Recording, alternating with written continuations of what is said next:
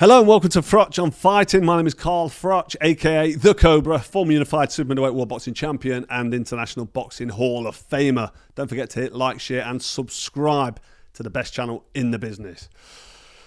So, Big John Fury, the fighting man, he's back. He's back in business. Where are you, Carl away and Froch? You can see I'm fucking ready to go, me. It took 20 fucking men to hold me. It took fucking 20 men to hold me back. Where are you, you fucking worm? I'll push them super like beats right your fucking ass. Get me fucking paid and I'll be here. Here, look here.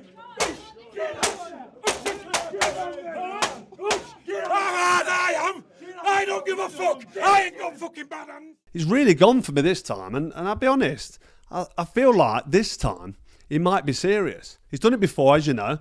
In fact, for those of you who don't know, let me rewind 3 years. It's been about 3 years. I give my honest opinion about Tyson Fury and Ngannou. You probably saw it if you're a fan of the channel. And I just said that Tyson Fury's past his best. The clock waits for no man. He's getting old. He's not as busy with his jab. He don't throw the combination punches. His feints are slowed down. He's not as light on his feet. And it happens with age. He's had a great career. The trilogy with Wilder took a bit out of him, but the two losses with Usyk came after my criticism that he's slowing down. And I dare say, and tell me if you disagree with me, Tyson Fury probably too big and probably a little bit too good at that height and weight and reach and work rate that he's got. Maybe too good for Usyk in his day. He made a good fight of it, didn't he? Twice. I mean, he only got stopped in the first fight. He got clattered, didn't he, around 9. He survived. But I dare say, in his day, it'd give Usyk a harder fight, because Usyk's not a big man. He's not a big heavyweight, and Tyson Fury is a man mountain. But anyway, Big John Fury got really, really wound up when he heard my comments on Tyson Fury's performance against Ngannou. A lot of people thought he'd lost. He got the decision. I'm thankful that he did, because it wouldn't have looked good on pro boxing, would it, getting beat by Ngannou in his pro debut as a professional boxer, because he's an MMA fighter. But anyway, that's when John went for me, and it was about 3 years ago. And he got to the point where it looked like he wanted to fight. He got offered, was it 1.5 million? He said he's not asked about the money, he wants to fight for charity. And then he priced himself up by asking for 2.5 million. I'd already agreed it. I said to Callis Howland, the promoter, I said, listen, and Mams Taylor on Misfits, I'll fight him. This guy's a big bully. If I have to put him in his place, and if I have to be the one to shut his mouth, then I'll do it. And almost everything was pretty much agreed on my side. They went back to John Fury and he'd vanished. He disappeared. He caused everybody else a shithouse and he vanished. But during the build-up to the Eddie Hall-Tommy Fury fight, I mean, that was a shit show, wasn't it? I'm not giving Eddie Hall any stick, because he did what he did, big lad.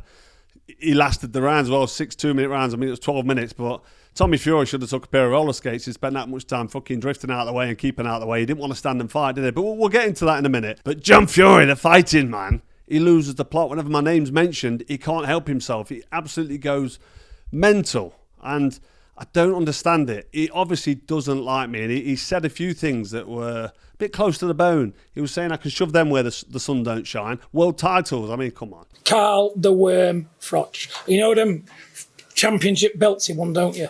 He wants to give them to somebody with a pair of nuts, because let me tell you, he's no street fighter. I'm a street fighter. It took 20 men to hold me there tonight. There's no 12-stone man or 13-stone man going to do any good with me. When he boxed pro, he spent more time with his arse on the canvas than on his feet, and he was absolutely fucking useless. The exchange is very much against Fury, and that was a beautiful little right hand. And Fury may be about to be stopped for the first time in his career. And he's certainly not going to beat this count. He's absolutely out. 9, 10. Counted out. He's giving me stick about stuff like that, world titles. That's not good. And then he got personal as well, saying I'm an embarrassment to Nottingham. And he was on about when I go home to my kids, I kind of look him in the eye. You know, some sort of nonsense talk, which is just, it's pathetic, ridiculous, and absolutely stupid. But I'll tell you what, at the press conference, the post-fight presser to that shit show I talked about, he stuck it on Callis Howland. He said, Calla, can you make this fight? Can you make this fight with me and Carl Froch? I'm not going to box Carl Froch. Never write off a man with a big pair of nuts, my friend, and I've got the massivest nuts in this country, so I don't care if I live or die. You know what I'm saying? So let me just tell you this much. Carl Froch wants to fight me. You're there, Calla. Can you make this fight? Can you make it? I can make it tomorrow. I mean, I just need 2 dance partners. Make this fight. Make this fight between me and the coward, the embarrassment to Nottingham, Carl Froch. We've been here before, haven't we? We've been here 4 or 5 months ago. I'm ready to fight. I ain't got a problem with putting a bully in his place. But it got serious because he asked Calla, and Calla said, listen, I can do the fight, no problem. He hasn't priced himself out, not yet anyway. And it looks like he's being serious. So there's a chance that this fight might actually get made if John doesn't vanish like he did last time. So John, listen up and listen closely, because I want you to get this into your thick fucking skull. This has been going on for too long now. I saw you punching a Perspex picture on the wall the other day. Walls don't hit back. You're a fucking bully. Started on Carl Frampton, started on Steve Bunce. You headbutted the smallest man in the room at the USIC press conference. Listen, I'm ready to fight. You've called it on. I'm answering. I'm ready for you. Sign the fucking contract or shut the fuck up. So that's Big John Fury dealt with. But whilst we're on the Fury subject, I want to finish on Tommy Fury. His fight with Eddie Hall, it was nothing short of a fucking embarrassment. He got in there. I know he's been out of the ring for 12 months, and I don't consider him a professional boxer. But to get in there against Eddie Hall, when people have paid money to watch him fight, it's had a good build-up, didn't it? The Beauty and the Beast, and Eddie's a big lad, quite fit and strong, and he can throw a few punches and have a go. But Tommy just got in there and ran. He just ran around the ring. There was 6 2-minute rounds for a start. I was disappointed when I saw it was 6 2-minute rounds. I thought, what's going on? It's not even athletic in the slightest. 6 2-minute rounds is 12 minutes. That's like a third of a professional boxing match. And he got in there and just legged it. Just ran and held on when he come close. He must have thrown 5 or 6 punches around, and it was embarrassing. And I don't mind that because he's smashed it. He's made a lot of money doing what he's doing. But let's remember what he has done. He got dropped by Fake Paul. He had a life and death though with fucking KSI, who was doing star jumps in the ring in front of him. And now he's ran for his life against Eddie Hall. It's all fair. It's all fair in love and war. It's all good. I get the game. He's making money from it. He's capitalising on his Love Island bullshit, and is a celebrity boxer or a crossover fighter. Misfits. It's called Misfits, isn't it? So I get that. But he's now talking about being a world champion, talking about professional boxing. It's never going to happen.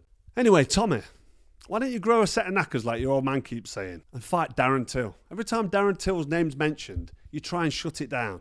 He says he'll never share a ring with a Fury. Why not? That fight nearly happened. It was going to happen. Now every time his name's mentioned, you shit yourself. You come from a travelling community. And the one thing I know about travelling community, they always stand the ground. They stand on the word. Done it in World from all the time. I had a few run-ins in Newark. I lived in Newark for a few years. I grew up with a few of them. Every single time they stood the ground with a Cobra, it didn't end well for them, obviously. They got fucking splattered. But they stood there and they stood to the word. If they said they were going to do something, they did it. You and your dad, they're both shithouses. Your dad calls everyone a shithouse. Between you and him, these fights aren't happening. It's down to you and Big John. Fucking grow a set of knackers and fight Darren Till. That's the fight people want to see. So before I go, I might as well go for the hat trick on the Furies. Tyson Fury is signed. It looks like he's all but signed with Zuffa Boxing. I'm laughing because it's just mad. What does this mean for AJ Fury? The fight at the White House, the UFC fight at the White House at the weekend, Tyson Fury was flown in. He was there with Dana White, Donald Trump's big friend Dana White is, and Tyson's not been able to get into America for the last 5 years. He's now there, and he's all but officially announced that he's signed with Zuffa Boxing, and Turki Al-Sheikh's going to be promoting him. So I don't know what this means for AJ Fury. Is this fight going to happen in the UK? Is it going to happen in Saudi? Is it going to happen in America? Frank Warren will be absolutely fuming, as will Eddie Hearn, because he said Dana White's got nothing to do with this fight. Well, it looks like he has now.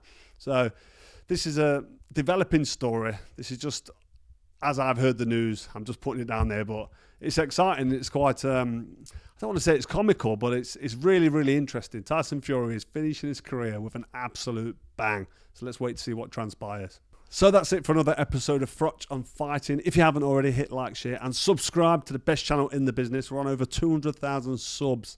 Would you believe it? When I got the 100,000 plaque there, the silver plaque, next to the mask, I don't know what I was doing there. Let's get this up to 1 million subscribers. Let's get the gold plaque. Thanks for supporting. God bless, and we'll see you very soon.